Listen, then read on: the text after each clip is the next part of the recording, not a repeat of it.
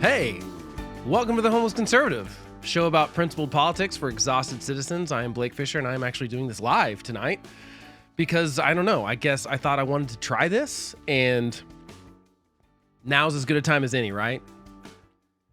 So I'm going to try it. It's really just the normal podcast. It's just that I don't have the ability to edit it later. So we'll see how it goes. Maybe I'll start doing this more often. Maybe I won't. I don't know. We'll see what we decide to do. Anyway, so I'm a political junkie in case you don't know me, and you don't have to be, therefore, but you can be. You're allowed to be a political junkie if you want to be like me. But this year, honestly, I don't know if I suggest being a political junkie. It's kind of a weird year to be a political junkie. So I'm going to talk about what matters this week, or what mattered this week, or at least what I thought mattered this week. And so far, there's a lot going on. Normally, I've kind of taken one thing, talked about it for a while. I'm going to talk about three things specifically. I'm going to talk about the ISIS-K terrorist attack in Russia. I think that has some significant geopolitical fallout from that, probably. And I'm also going to talk about Biden's new proposed plans for solving the housing price crisis. Spoiler alert, I don't think they're very good ideas. I think they will actually make things worse, like a lot of Biden's plans will make things worse. And we'll also talk about, what was the other thing I'm talking about? I can't even remember what I'm talking about. Oh, yeah, oil drilling. This is another thing that's kind of under the radar thing. We drilled more oil last year than any country ever in the history of drilling oil. So there's that. We'll talk a little bit about that. So we'll get started with the ISIS attack in Russia. If you're not aware what happened at a concert hall outside of Moscow Friday night, 4 gunmen from ISIS-K, which is an offshoot of ISIS. Apparently like the, I don't know, like some sort of offshoot. I don't know. It sounds like a vitamin to me, ISIS-K. Much less fun than vitamins, I guess, though, since they're terrorists. And so they opened fire on a crowd at a concert. In a matter of 20 minutes, they also set fire to the building, left at least 137 people dead and over 100 people injured. So this was pretty bad, obviously. And Putin immediately comes out and says that it was Ukraine, which was not true, of course. We came out and said, actually, our intelligence gave Russia a heads up that we had a lot of chatter and we expected there to be a terrorist attack on a crowd of some sort around Moscow. And they had warned Putin and Russia, and they did not take the warning seriously. I think because they would not do the same to us. I think that they couldn't comprehend that we thought, hey, we've got to do the right thing here, even though they are not currently exactly friendly allies with the whole Ukraine situation and other things. But so I think they just didn't believe. They thought they dismissed it as propaganda, and we were obviously correct. Our intelligence was right. In fact, we had told our embassy in Moscow and the Americans there, like, try to avoid crowds. We have intelligence that there's some sort of terrorist attack potentially going to happen in Moscow. So we at least heard about it. It does make you wonder if maybe Russia is focusing too much on Ukraine and not enough on protecting their homeland for them to get a heads up from us about ISIS specifically maybe carrying out a terrorist attack and them not taking it seriously and kind of dismissing it. You got to wonder what their citizens even actually know as far as that information goes, because they obviously do not have a free press like we do. And yeah, so we gave them a heads up a couple weeks ago, and it doesn't seem to be that they took it very seriously. And the terrorist suspects, they actually did not die in the attack, which is a little abnormal for ISIS. They do so many kind of suicide bombings and things like that. And so they actually caught all 4 of the suspects. Here is a picture of them if you happen to be watching and not listening later. Not for the faint of heart, because they obviously got beat up pretty bad by Russia's police or whatever, FSB, whatever they are. And they did stuff like, I mean, this is where I don't have sympathy for terrorists, obviously, especially ISIS, not at all. There's no sympathy for these people. Yet, I'm sure they would rather be caught in the U.S., where we put you on the cover of the Rolling Stone if you take a terrorist attack and try to kill Americans. It's a little bit different in Russia, obviously, if you do it there. And they paraded these guys around in court the other day. So obviously, Putin's trying to show that he's really strong and like, this is what happens when you mess with us. I mean, the thing is, I don't know that this matters. These people would go into this expecting to die and being willing to die. And by the way, there's absolutely no truth, obviously, to the Ukraine situation. This is ISIS. They took credit for it. They were wearing, which is now all the rage, GoPros or some sort of streaming camera at the time, which they have the footage from those cameras, and they were screaming Allah Akbar. I don't believe that's a Ukrainian saying. I think that's an Islamic State kind of thing. So at least my knowledge could be, don't quote me on that, but I think that's pretty much how that works. And yeah, so that's what they look like. And they've always obviously been physically tortured. And I don't know what that helps with when you catch them sort of briefly after the act and you've got them on video and stuff. But there's allegedly a video of the torture that involved cutting off one of those suspects' ear and trying to feed it to him. And another one was taking electrical shocks to his nether regions. So this is bad stuff, right? And I feel like it's bad across the board because it's like, I don't know if they're trying to make up for the fact that we warned them, they're trying to take it out, or if they're trying to blame it on Ukraine. I don't really know what Russia's point in all this, but it's obviously really tragic. I don't like Russia, but that doesn't mean innocent Russian civilians deserve to die by the hand of terrorists at a concert. And this is kind of a pattern for ISIS specifically. And obviously we saw in the October 7th attacks from Hamas, similar thing. They attacked a concert. And this seems to be, this was also a thing, not that this was terrorism, but the Vegas shooting at the concert. This is a popular place where crowds are gathered, and it obviously makes me sad as a musician and as someone that has spent so much time in concert halls and going to concerts and shows and playing them. It kind of hits a little closer to me, I guess, because I feel like that could be me, just because that's a place that I like to hang out in crowds. And the reason why this matters, though, I guess, normally I don't talk about a lot of like world event kind of things, except for like how we're reacting to it in the US. And I don't feel like we've had a huge reaction here because it seems like such a simple kind of story. But I think it matters for a couple of reasons. One, the Ukraine-Russia situation matters. I think this, if you don't know, Putin just won a re-election, a rigged election, obviously, where no one else can run. And so it's really just Putin that can run. Because he kills anyone who opposes him. And so we just had an election. I don't know if this is a problem for them in the sense that if I'm a Russian citizen, I am upset that all of our security forces and security focus is on Ukraine and maybe not where the citizens live. You're trying to expand Russian territory, but not taking care of the Russian territory you already have and the Russian citizens you already have. Especially, like I said, don't know what they know because I don't know what gets through on their media. I'd be especially livid if the United States had tried to warn us specifically about an Islamic State terrorist attack in Moscow or near Moscow, and we didn't take them seriously and wrote them off as just propaganda from the West. So I think that that's going to potentially cause problems for Putin. I never know. I mean, so far nothing has dethroned him as the dictator of Russia, but you got to think at some point, the citizens are gonna get sick of sending their young men and even old men to fight a war in in Ukraine that maybe they don't really think they need to be over there. And then on top of this, a bunch of innocent people die at a concert. I think it could have some sort of effect. I don't know. We will see.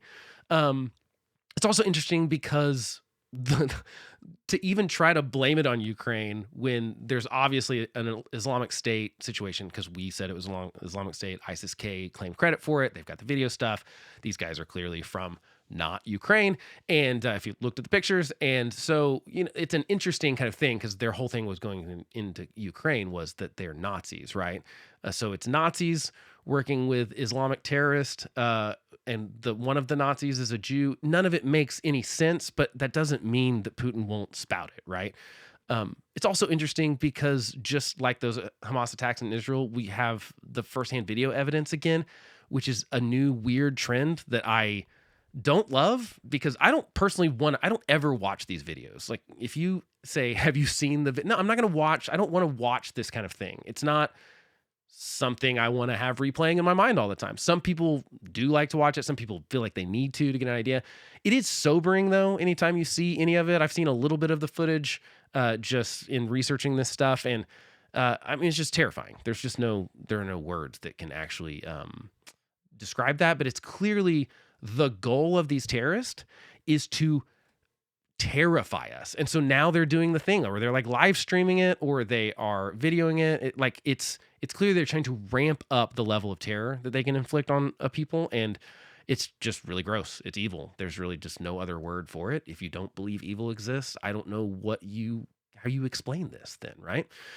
It should also be noted, though, ISIS-K, in case you are not familiar, they were responsible for the bombing while we were trying to leave Afghanistan that killed 13 Marines and 170 Afghans, by the way, too.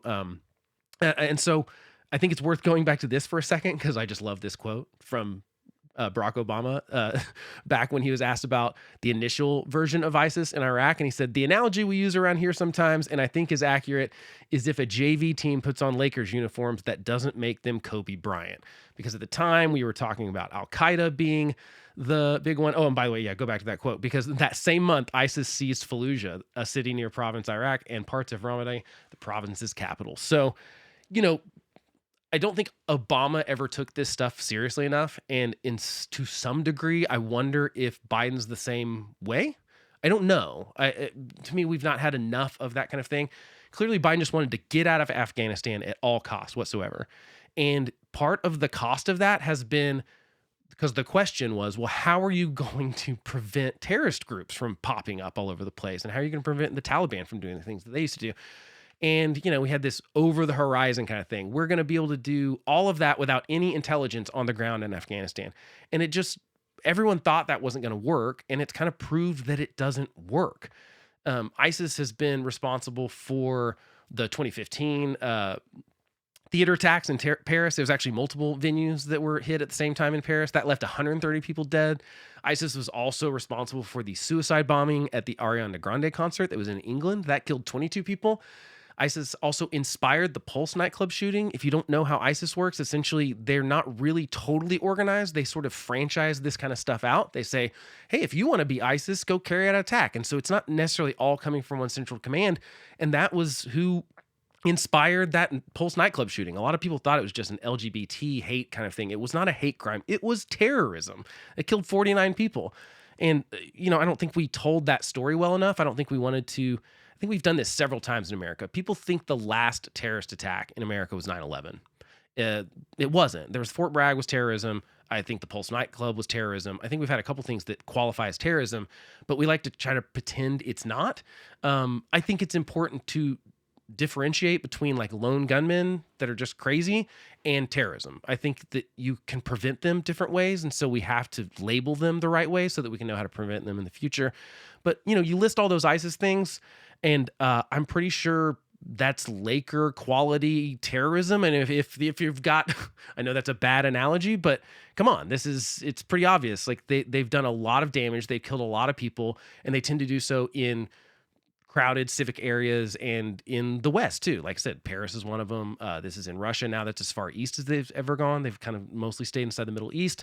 They cause a lot of problems in Afghanistan and Iraq and Syria. By the way, a lot of people ask, why is ISIS attacking Russia? That's kind of weird, right? Why are they mad at Russia? We don't know. I mean, I think ISIS hates everyone that's not them. They want an Islamic state. They want no other state to exist, essentially. And so they're not going to like anyone, but it's probably specifically because of, Russia fighting them and taking Syria's side in that war that was going on in the 2010s.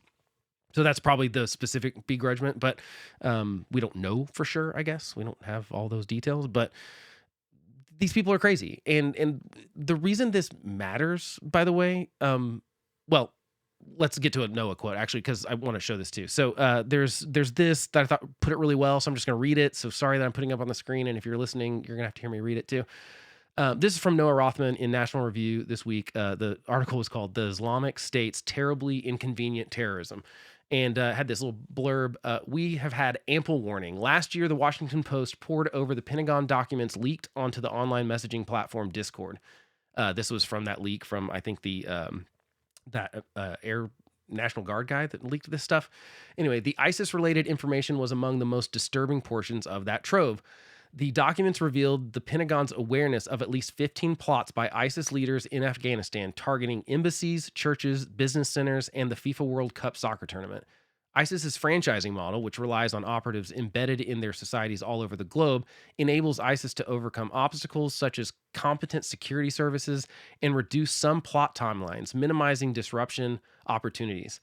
ISIS isn't the only terrorist organization developing the capacity to project terrorism abroad, despite the Taliban's varying degrees of hostility toward that enterprise, because the Taliban and ISIS do not like each other.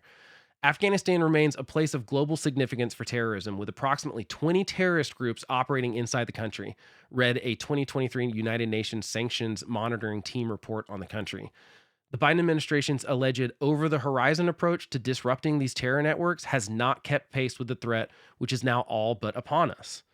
And it goes on to say in this last paragraph, so just last week, as General Michael Kurilla told House Committee last week, ISIS-K retains the capability and the will to attack U.S. and Western interests abroad in as little as 6 months with little to no warning.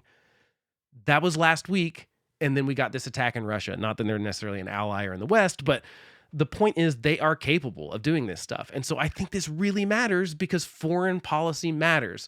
The way we got out of Afghanistan mattered. This is a direct result of that in some way.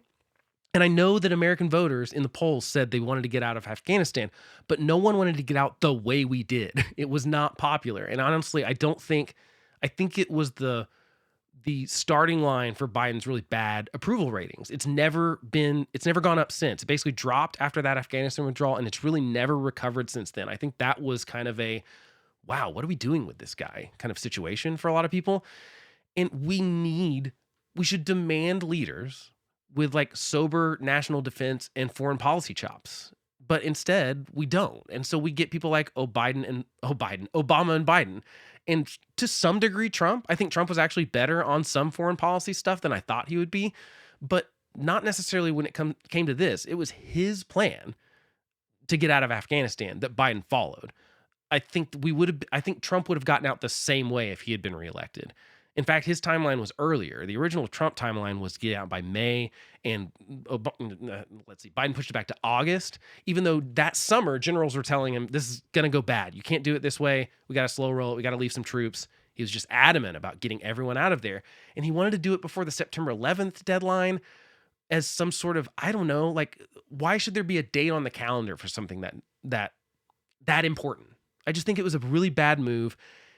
But I think that's our fault as voters. I don't think we think foreign policy is serious, and I don't think we all need to know everything about foreign policy. I think it's hard enough for us to stay informed about domestic stuff, but we've got to elect people that take that very seriously. And I just don't think we are. I don't think we're electing senators. I don't think we're electing congresspeople. I don't think we're electing presidents that take this as seriously. And then they get in there and they're over their head and they're worried too much about polling. They're worried too about, I just don't think they're doing the right thing. They're not hiring the right people. So this does matter. We're coming up on an election where our choices are probably going to be between Biden and Trump, neither which have very good policies when it comes to this stuff. Like I said, it was Trump's plan to get out of Afghanistan, and Biden followed it.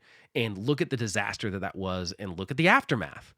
And I just don't think we're taking this stuff seriously enough. And I think we should ask the questions to at least like go, hey, do you know what you're talking about? Who are you going to hire? Because I think that's the most important part. Who's a president going to put around them in their cabinet as national security advisors?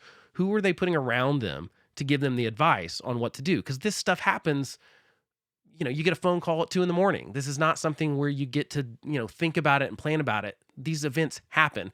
And the way you hear Biden's team talk about it is like, oh, he'd be doing great if it weren't for all these crazy things that just keep happening. Well, that's the world. I mean, that's what you're signing up for when you're the president of the United States. So I just think that we've got to do better about electing leaders that take this stuff seriously.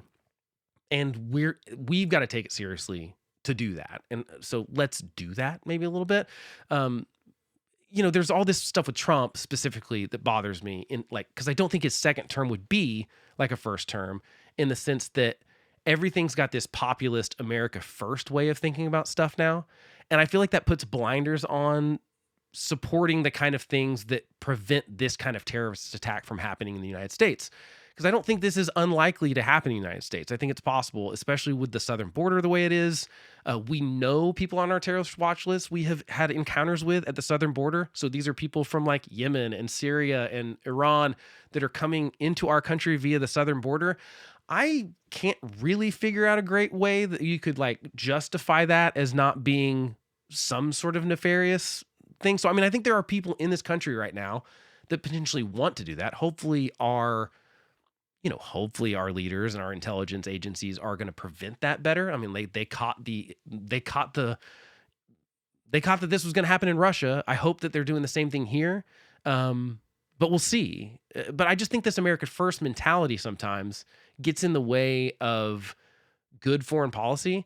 And I understand the thought. I understand that some people are going, okay, I think we should take care of the things in America, the problems we have here first before we're helping other countries. And we can have that argument. I think that's an interesting discussion, and we've kind of vacillated between that over the years. I mean, going back to pre-World War II, we were very isolationist, and it really took us getting attacked by Japan at Pearl Harbor to put us into World War II. We were trying to avoid that. We didn't want to mess with it. It's not our war. And you just look at that and you go, okay, but what would the world have been like had we not gotten into that war? Do you think Americans would have suffered eventually? I think the answer is probably yes. We don't know for sure, but I mean, I think a Europe and Asia controlled by Germany and Japan. I don't think they were just going to stop over there. I think they would have eventually come here, and we would have had to fight that war here potentially.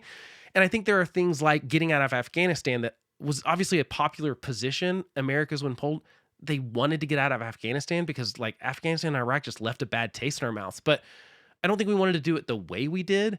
And sometimes I think that Trump's kind of America first stuff is too on the nose in the sense that he thinks anything we do in a foreign country is not putting America first.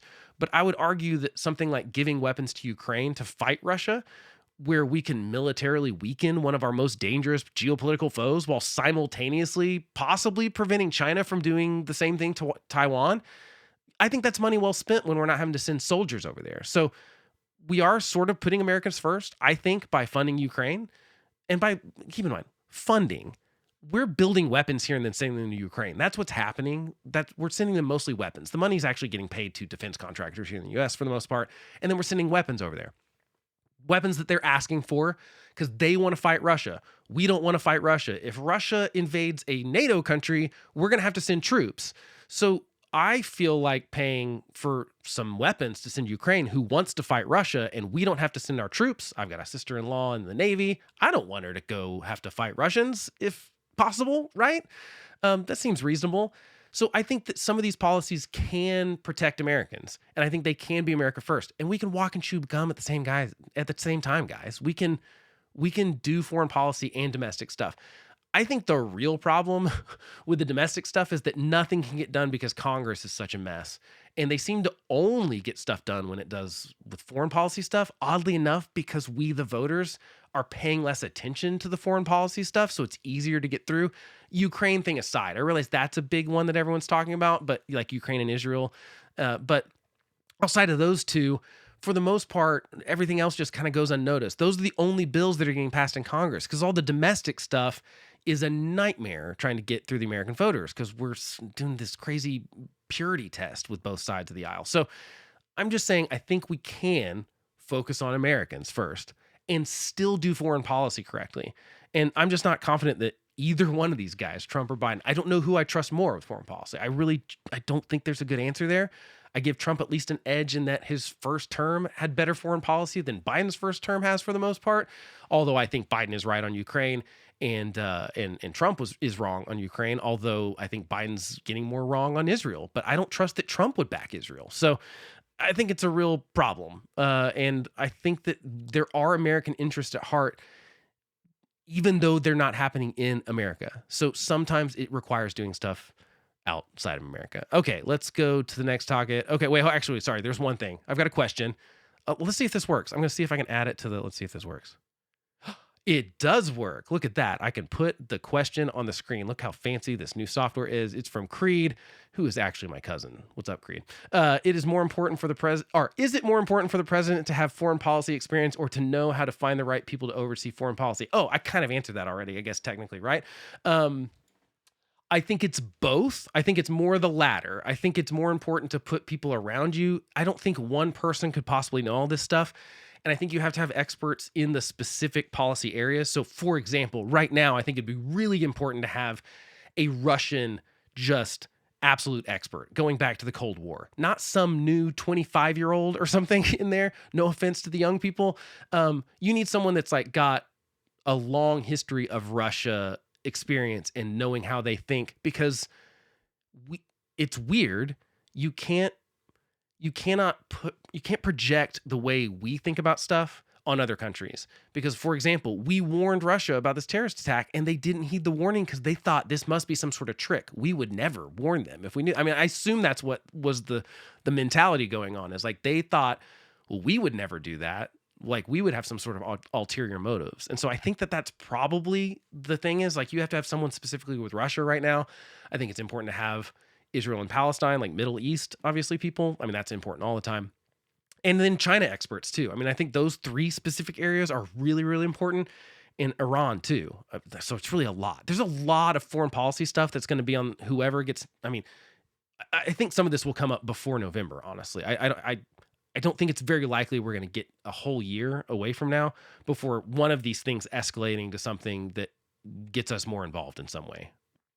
I could be wrong. It just seems like they're all ramping up at the exact same time. We've got the Hamas and Israel stuff. We've got the Ukraine, Russia, obviously. We've got China, Taiwan, potentially. You've got Iran and their terrorist attacks and Hezbollah coming into Israel. I mean, there's a lot of stuff going on here. And the Suez Canal with the Iran and those ships and all that stuff. And these are a lot of problems that someone's going to have to deal with. So I think it's super important the president surrounds himself with people that will push back on him. I think my biggest problem with Trump and why I think Biden... okay, let's talk about Trump first. Let's just stick on this for one more second. I think the problem, I think in his first administration, Trump did that. So he had people like John Bolton and, I mean, like pick him. There's a lot of people that were around him that were experts in their field, and he listened to them sometimes. Eventually, all those people left because at some point he either wanted to do something that they were so adamantly against because it was a war crime or because it was illegal or whatever, that they resigned or quit or were fired. And I would guess that in a second Trump term, he's not even going to try to hire the adults or the experts. He's only going to hire people that just yes men. He's going to hire a bunch of sycophants. And my concern with that is that Trump's obviously not a foreign policy expert. And I think what happened in the past, he'd go, well, why can't we just do this? And John Bolton or someone would say, well, you can't do that because that's illegal, or you can't do that because that'll piss these people off, or you can't reveal that intelligence because that tells our source. And like people were having to help guide him. Just like I think if any of us were president, we'd have to kind of do some on the job learning, right? That I don't think that happens in a second Trump term. And so I think that you potentially have a really bad situation where he's got a bunch of people that just whatever his first whim is, they go with it. And I think that could be disastrous, especially because foreign policy is all about relationships. And it's not clear to me that he cares about any of those relationships. He just wants what he wants and to give nothing in return. And that's not how we've built all of these allies over the last couple hundred years. I think that Trump burns too many bridges. I think Biden tries to be too peaceful with everyone and tries to make everyone happy. And that's his goal. And I think that's kind of equally as dangerous because I think it lets other people walk all over us. I think that Obama did this too, where he said like, oh, look, Syria, here's this red line, chemical weapons. They use chemical weapons and then we didn't do anything. So you've got to back it up. So I think Trump does that part better, like talking the tough game and potentially backing it up. I think there is certainly a thing with Trump where people have no idea what he's going to do. Even when he says one thing, the next day he may change his mind. And I think that would keep foreign countries a little bit on their toes. There's also this weird thing with both of them in that they're old and stubborn. And I don't think that old 80-year-old dudes change their mind about stuff very much. But I think that's an important part about being the president. You've got to be able to go into a situation and you might be wrong about what you want to do. And you've got to listen to those advisors that say, Biden did not listen to the advisors, the military people that said, if we do this way, you're going to have a Vietnam situation. I don't know if they said that exactly, but they said this is going to go bad if you withdraw from Afghanistan on the timetable you want to and don't leave any troops there. This will go bad. And he just said, nope, that's what we're going to do. Now he claims they didn't say that to him, which either means he's lying or has a terrible memory. And I don't like either one of those answers. So yeah, that's a long-winded way to say I think both are important, but the people around him are really important. And it's not clear that either one of those guys want to surround themselves with those people since Biden's team is essentially Obama's D team at this point. It's like you get the A team your first couple years you're the president, then kind of a B team in the last half of your first term, kind of a C team for your second term. Well, now like Biden's using the D team of Obama's people. And I just think it's clear that that's what's going on. I think that's why a lot of this is such a mess. And that's a perfect segue into what we're talking about next, which is Biden wanting to alleviate high housing costs. So let's look at a graph here real quick. This is a pretty scary little graph. If you're listening, sorry, but the graph basically just goes straight up. This is housing cost from 2002, or actually I think 2000 to 2024. Basically going straight up. There's a huge jump after 2020. We all experienced that. If you lived here, the housing prices have gone through the roof, so to speak. Sorry, that was really bad. And they've dipped a little bit since 2022. So we've come down a little bit, but still quite a bit higher. Let's see, the median house price in 2020 was $320,000, and it is now at $420,000. So that's a huge increase. That's almost a 50% increase, and that's kind of crazy, right? How high it's gotten, and everyone's talking about it, and affects a lot of people. On top of just the cost of the housing going up, we've obviously had inflation, and the interest rates are much higher. So the total money you're paying for that house has also gone up significantly. It would be one thing if just the housing went up, but so did the interest rates. And so buying a house is really hard right now. And Biden wants to try to make that better. Now, he's not actually doing any of this stuff because all of these proposals would require Congress, but this is obviously him on the campaign trail trying to get votes. He's trying to say, please vote for me. I will give you money to buy houses. So his proposed changes, which is, like I said, this would require Congress. So not going to happen right now because Congress is, well, the Republicans have one seat of control starting next month in the House, and Democrats have a seat or two in the Senate. But so basically nothing's going to happen on this point, but I want to talk about it anyway because I think they're bad ideas. So these are his ideas for the proposed solutions to the housing crisis. Not housing crisis. I guess it's really housing pricing crisis, but he wants to give $10,000 in tax credits to first-time home buyers for getting a mortgage, who are getting a mortgage specifically. And he also wants to be able to give $10,000 in tax credits to people who sell a lower priced home. I'll talk more about that in just a second in the details. And then he wants to give $25,000 in down payment assistance to first generation home buyers. Don't know the exact detail of that. I would assume meaning you're the first person in your family that owns a house. Like I said, I would hope that there'd be some sort of income level limit on that or something, but so these are his kind of plans. Okay. The middle one, the $10,000 in tax credits to people who sell a lower price home. The specific problem he's trying to solve there is there's a lot of people that have bought houses at some point in the past and had really low interest rates. So locked in like a 2.5% or 3% interest rate. And now that they're like 6 or 7, they're hesitant to sell their house because they're like, okay, not only is the house going to cost me a lot more, I'm going to pay a lot more in interest because that interest rate is going to be higher. So they're just waiting around. And so there's less churn in the housing market. Fewer people are selling their houses, which guess what that does? Makes fewer houses available to sell, which means the prices go up. Because we'll talk about supply and demand in a second, but that's just how that works. So he wants to give a $10,000 basically in tax credits to cover the difference between those two. This is the dumbest of the three policies because this is like the credit card. The National Review had a great article that was basically saying this is like those scammy credit card deals or car dealerships that are like, it's 0% interest for 6 months. It's free. But then if you don't pay it off in 6 months, you get hit with 25% interest or whatever on it. It's kind of like those because $10,000 would cover probably not even the closing cost of selling the one house and buying the new one. And then you're going to be stuck with a way more expensive house with a much higher interest rate.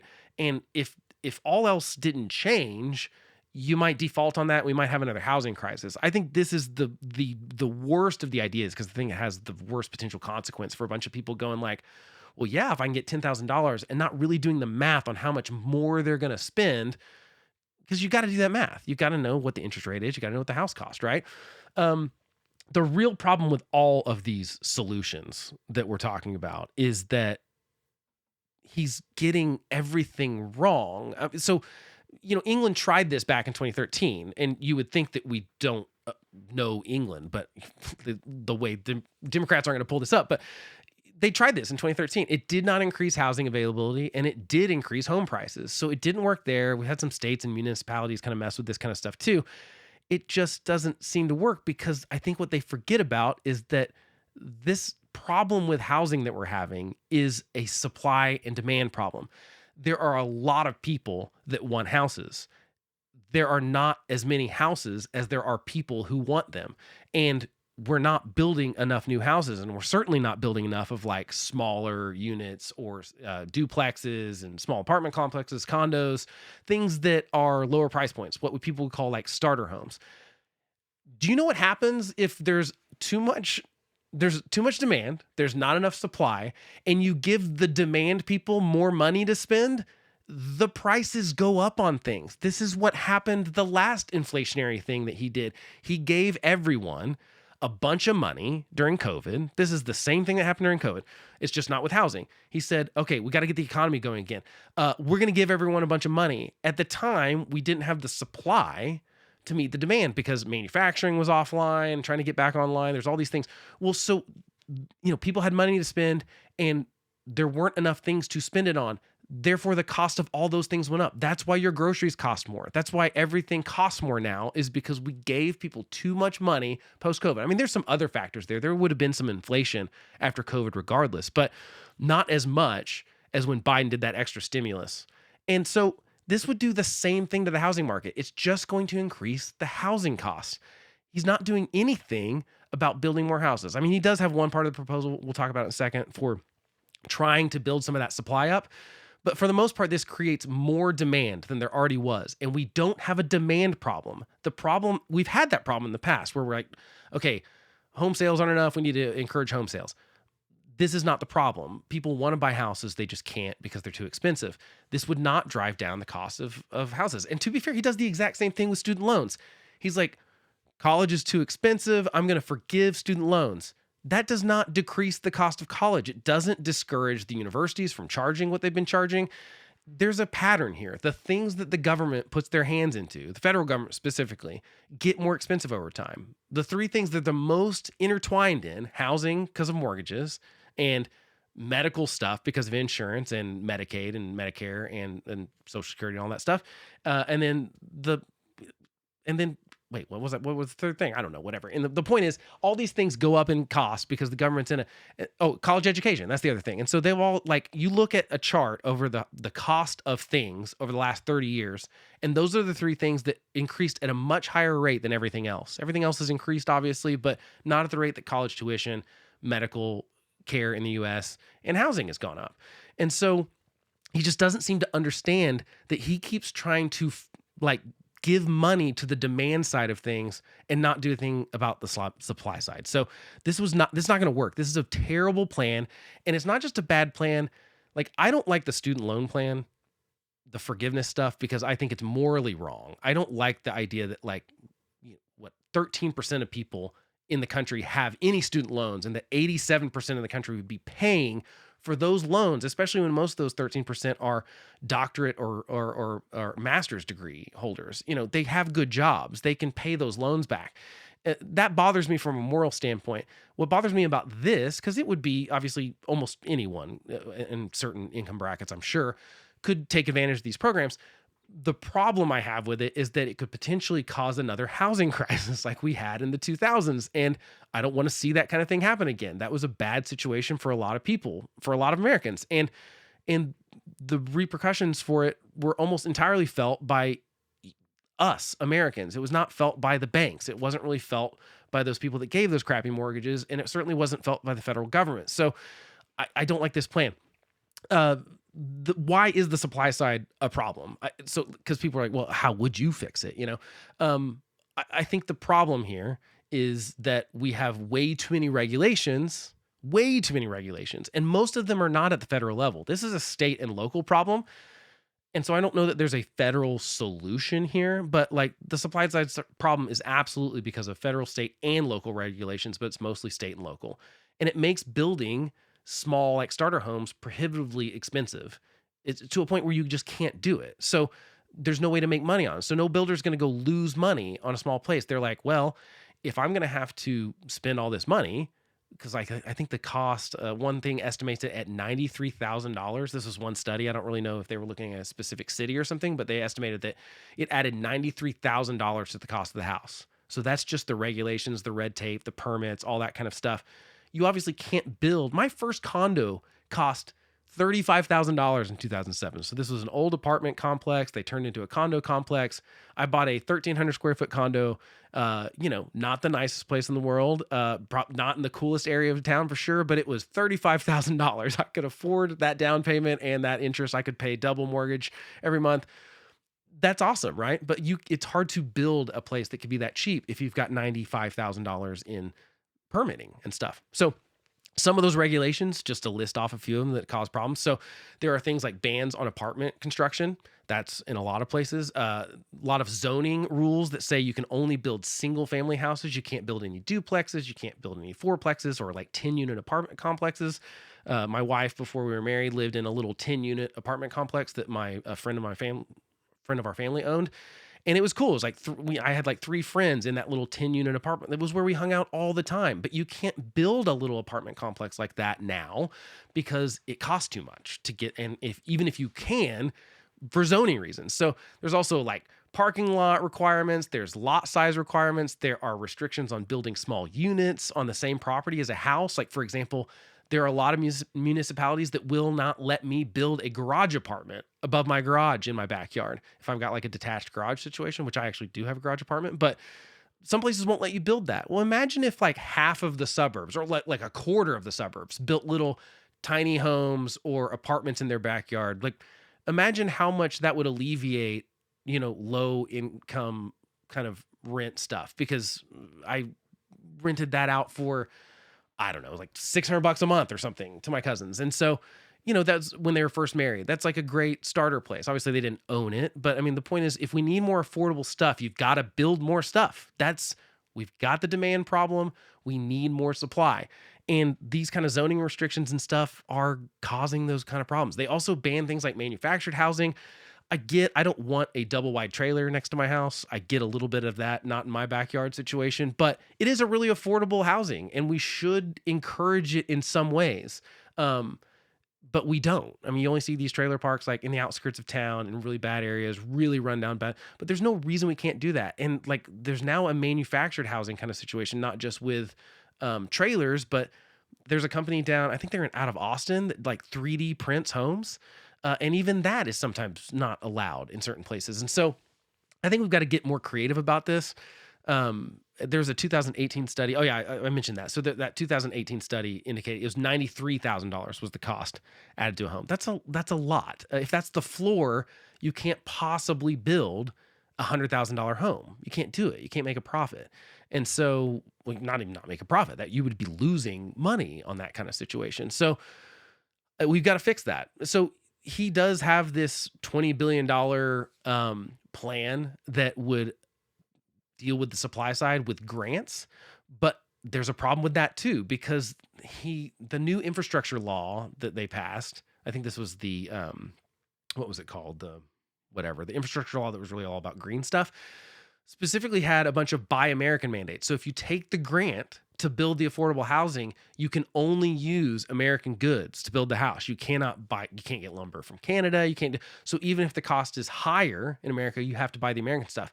That's just going to raise the cost of those things. So I don't think his little plan, the small part of his plan where he just spends $20 billion in grants, is going to really help with this. So, and by the way, Trump's not any better on this one too. I think it's just worth pointing out that both these guys are bad. So he's given some sort of lip service to zoning reform, but for the most part, he loves when it gets defeated. So here's this quote from Trump. This is from National Affairs. After repealing his predecessor's AFFH rule, Trump tweeted the following: "I am happy to inform all the," and I'm not going to do a Trump impression here. That would be really bad. "I am happy to inform all the people living in their suburban lifestyle dream that you will no longer be bothered or financially hurt by having low-income housing built in your neighborhood. If the rule had not been rescinded," Trump said, "AFFH would be bringing who knows what into your suburbs, so communities will be unsafe and your housing values will go down," which doesn't sound racist at all, right? So Trump's against this kind of stuff too. Both of them basically aren't really talking about the real problem. And I think that's a shame because this is actually a real problem that affects a lot of people's lives, and we should be able to do better on this. But yeah, also right after that thing, he and Ben Carson also co-authored a Wall Street Journal op-ed with the headline, "Will Protect America's Suburbs," which denounced Minneapolis's plan to end exclusionary single-family zoning, which I think is one thing that we've got to do. You got to stop saying these entire areas of the city can only have single-family homes. That just doesn't work out well, especially when, like I said, those costs to build those single-family homes is too much to build a starter home. But Carson had actually just praised the move a few months earlier. But, that's how life in MAGA land works. You've got to be able to pivot to whatever Trump thinks at that specific moment and change your mind.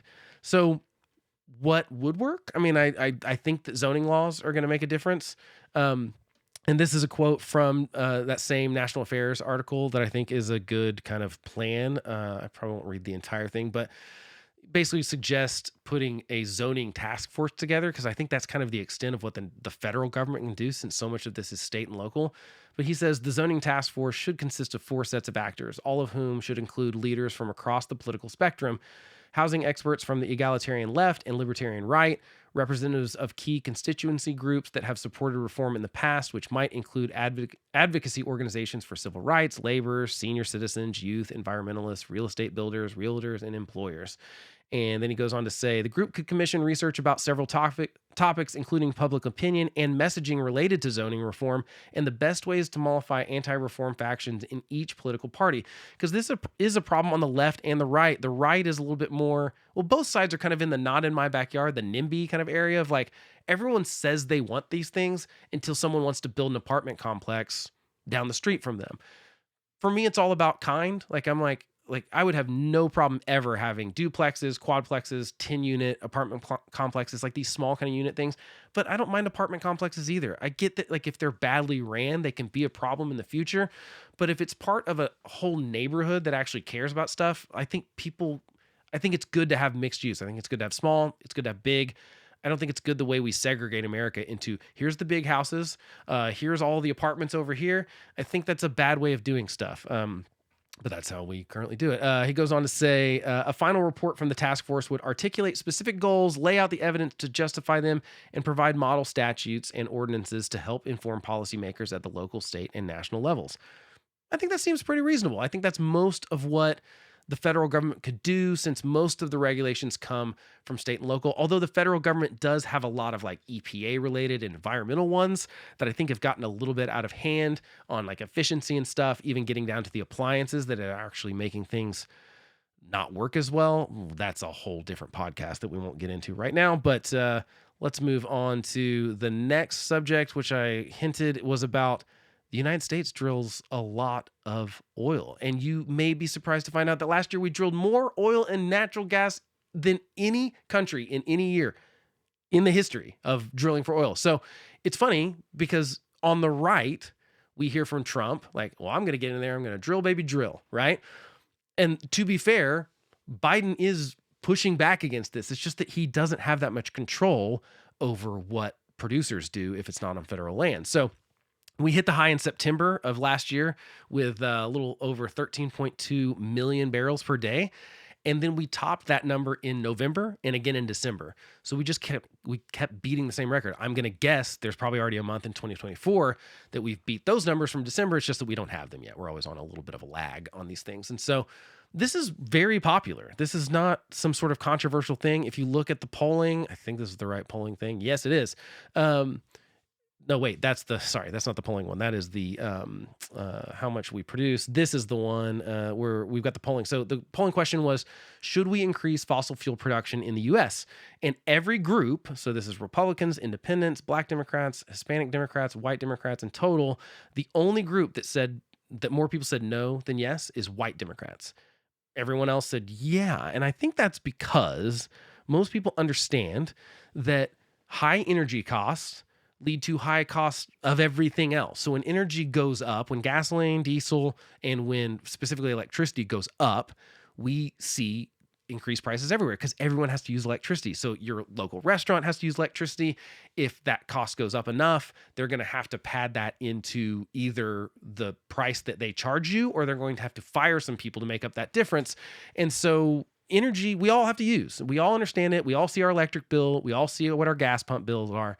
And so I think we are a little bit more attuned to that. Now, gas prices are a little bit weird because they're a little bit more of a global thing, but I think the point is people understand that the more we drill and we can control that oil and be energy independent, so to speak, that benefits us with lower energy costs, and everyone likes low energy costs, right? So it's people seem to like it, right? And they understand that works. So how has this happened despite Biden being so desperate to end oil? I mean, that's what he literally said on the campaign trail with some kids, like, look, I'm going to end oil, which was ridiculous and a play, and everyone knew he couldn't really do it. But I mean, to even say that out loud, I think is foolish, because no one's going to paint him as the guy that's going to get credit for this. And I think that's totally fair because he shouldn't get credit for this. But it is interesting that it happened under his watch, right? So how have we done it exactly? It's mostly just been technological changes. I think our low point for oil production in the history of the country, other than during World War II or right before World War II, I think, was in 2008. And since then, we have invented hydraulic fracking and horizontal well drilling and stuff. Or we had hydraulic fracking, we just didn't have the horizontal well technology. So those changes have increased individual well performances, meaning we get more oil and gas despite not expanding how many rigs we have. In fact, the number of rigs we've had has decreased by 25% over the last 15 months. So we have fewer wells producing more oil. That's awesome, right? So we're not even having to drill new wells for this excess oil. And there's a little bit of luck just with how the geography works. Most of this is under a shale that's in Texas, and the federal government owns almost no land that these rigs need to be on. And so federal government can only control it when it's in the ocean. So it can do offshore rigs and control on federal wildlife land. So like, for example, Biden did approve, I think it's the Willow Project in Alaska that's on federal land. And to his credit, he did approve that. I think that had more to do with the Russia-Ukraine situation, and knowing that, hey, we're going to have to produce more because our allies are going to need cheaper, gas and oil, because otherwise Russia's going to squeeze them. And there's a whole problem there geopolitically. I don't think he did it because he had a change of heart necessarily. But, so we're fortunate that these shales are in Texas, where Texas is like, yeah, they control all of that. They control all that zoning and stuff. And so, or not zoning, I guess it's, like permitting and stuff. So they're like, go for it. And Texas is into it. And God bless Texas. It's hard to say that as an Okie that lives up just north of them. But I'm glad. It's good. Good that they're pro that. And one odd thing I didn't realize that was also a reason for the uptick, something I learned this week, is that maybe I knew this and just forgot it. In 2015, Obama signed an omnibus spending bill, which I'm generally very much against because I think it's a bad way to do these budgets that Congress is like literally the only job they're supposed to do is a freaking budget. And they just now passed one 6 months later, right? It's supposed to be due, I think, in September. It's March now.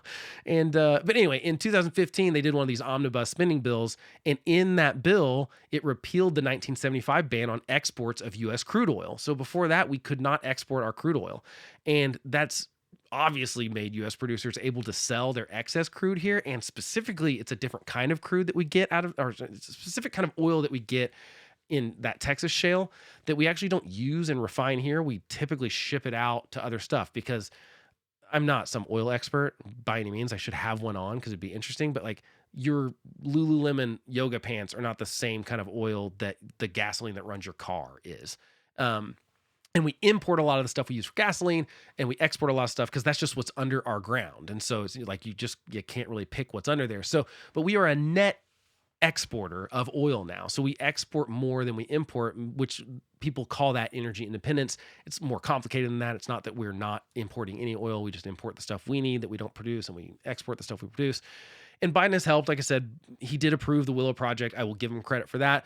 But he also slow rolled pipelines. So he disapproved the Keystone XL pipeline just for political reasons. He's slow lined some pipeline approvals, which would help get that oil and natural gas from, somewhere like Louisiana to the Northeast, where like their natural gas prices are incredibly high because they have to import it from like Nova Scotia and stuff and Norway. And so this is crazy. They have to import it from outside the country because it's cheaper to do so than to get it from Louisiana, or not even Louisiana. They've got the Pennsylvania shale up there, like right next door. But liberals won't allow them to build a pipeline from there to Boston.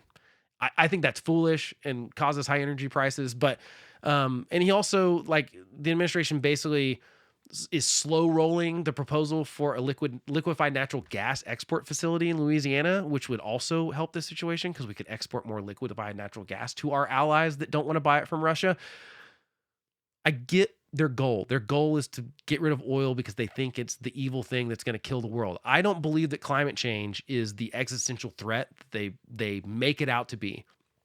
There could be problems with it for sure. I think it is happening. There is a carbon aspect to it for sure. I don't think it's the whole thing. Um, Again, could be a whole episode, but the point is they're doing everything they can. They're also trying to speed up the EV stuff, which I talked about last week, in like beyond how the consumers want to go at the rate. Like, we like electric cars, but we're not quite ready to go all the way in. Biden wants to go all in on it. And I think most of this is just to get votes from his base. And I think that what bothers me about it is that these are like policies that have really long-term consequences. And he's only thinking about like the next election. And I just think that bothers me. So anyway, it's good. We're producing a lot of oil, and that's good. Most people would not know that, especially kind of in the MAGA world. I think they think that Biden has shut it all down somehow, but he just doesn't have the control. The president does not have the control over domestic oil production other than leases and stuff on federal lands. Like I said, so that's offshore rigs and the federal lands, which there are, Alaska is going to be a big one for sure. So I'm glad he approved it, but I just think that he's still trying to signal his base that he wants to end oil, and he could be taking credit for this, even though I don't think he really deserves credit, but he won't do it. That's his own dumb political fault. I'm not going to feel sorry for him. If I was in his ear, if someone was like, hey, you've got to tell him what he needs to do to get reelected, I'd be like, take credit for the drilling and for being energy independent. Yeah, you're going to piss off a few people on the far left of your party, but those people are not going to vote for Donald Trump. That's just what I would tell him. But guess what? He doesn't ask me. No surprise there. It also, by the way, lets us, the more energy independent we are and the more we produce this oil, obviously it lets us sell oil to our friendly allies where they don't have to get it from necessarily Russia or like OPEC nations. Although I did read a thing this week that I'm actually really interested to like dive in a little bit more, a paper that kind of speculates that OPEC's influence is exaggerated. We always hear about OPEC like, oh, well, they're shutting down oil production, so prices are going to rise. But it kind of looked at the data and said that maybe they don't have the outsized influence that they think they do and that we think they do, and it's more of a scapegoating thing. I don't know. I'm curious to look into that. But yeah, finally, one last thing. This is the weird thing of the week, and I thought it was pretty funny, is there was a guy in Texas who legally changed his name to literally anybody else. This is a picture of his driver's license because he's hoping that enough people will write that in on their ballot in November because they don't want Biden or Trump. So he's changed his name to literally anybody else in hopes that enough people will write in his new legal name so he could become the president. I think it's actually a better plan than some people have. I think he might get more votes than like Marianne Williamson, potentially, who no one knows who she is, but is running for president for like the third time or whatever. It's kind of a funny story. I think that we all feel his, at least I assume if you're listening to me, you feel the same way, in that I can't believe we're just screaming towards a finish line with these two old dudes that are so similar in a lot of ways. If you noticed, almost every subject I talked about is like, yeah, and Trump's bad on this too, and Biden's bad on this too. I don't think we've done a good job at selecting these two guys. And so if you're in Texas, feel free to write in literally anybody else, and maybe this disabled vet guy that decided to change his name will become the nominee in Texas. Not very likely, but it's a fun story anyway. Thanks for joining me on this very first live one. I don't know if I'll do them live all the time. I'm trying it this week. I may do it next week. This will still be out normally on the podcast stuff on Wednesday, which you're probably listening to it since like 2 people are in the live thing, So thanks for joining me. And I know your time's valuable, so I really do appreciate you spending some of it here. If you like what you heard, consider rating the podcast or sharing it with a friend. It really does help me. And this conversation does not have to be one-sided, just like Creed was in the comments. You can get in the comments on here on YouTube, or you can do so on Instagram. You can also send me an email at blake@thehomelessconservative.com. Your input really does mean a lot. I like to answer your questions. I like having lively discussions. There's quite a bit of that goes on in the comments on YouTube, sometimes better than others. Feel free to go in there. If you have a sane thing to say, go say it in the comments of YouTube, because some other people are less sane, less nice. You know how the comments go. So be the nice guy in the comments, okay? I try to be nice, no name calling, simple rules, right? Anyway, I'll talk to you next time.